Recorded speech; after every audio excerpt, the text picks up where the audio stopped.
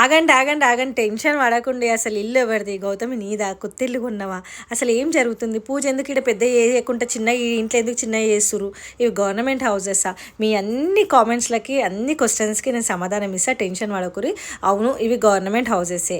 మాకు ఇంట్లో జాగానే సరిపోతలేదు అంటే వెంకట వాళ్ళ ఇంట్లో, శివ వాళ్ళ ఇంట్లో నేను డివైడ్ చేసి స్టాక్ అయితే అక్కడ పెట్టుకుంటున్న శారీస్ది. సో వాళ్ళకి కంఫర్ట్ ఉండాలి కదా, వాళ్ళకి పీస్ ఉండాలి కదా అని చెప్పేసి నాది ఒక రూమ్ ఉండే అక్కడ రెంట్కు ఉండే అనమాట నా ఇల్లు. సో నేను అయితే అది రెంట్కున్న వాళ్ళని ఖాళీ చేయించేసి ఇదైతే రినోవేషన్ చేయించుకున్నాను అనమాట. ఇది గోదాం ప్లేస్ హోల్సేల్ వాళ్ళ కోసం అని చెప్పేసి ఈ రూమ్ కొంచెం మోడిఫికేషన్ లాగా చేయించుకొని కొంచెం వాల్ పేపర్స్, టైల్స్, పెయింటింగ్ చేయించుకొని మంచిగా చేయించుకున్నాం. సో అందులోనే చేయించినాం కదా, కింద ఎట్లయినా వర్షాలు పడుతున్నాయి, తినేటప్పుడు స్వాముల పూజ పెట్టుకుంటే కష్టం అవుతుంది కదా అని చెప్పేసి ఇంత మంచి ఇల్లు పెయింటింగ్ చేయించి మంచిగా ఉన్నప్పుడు ఈడెందుకు చేయొద్దని చెప్పి పూజ అయితే ఇట్లా చిన్న వేసు.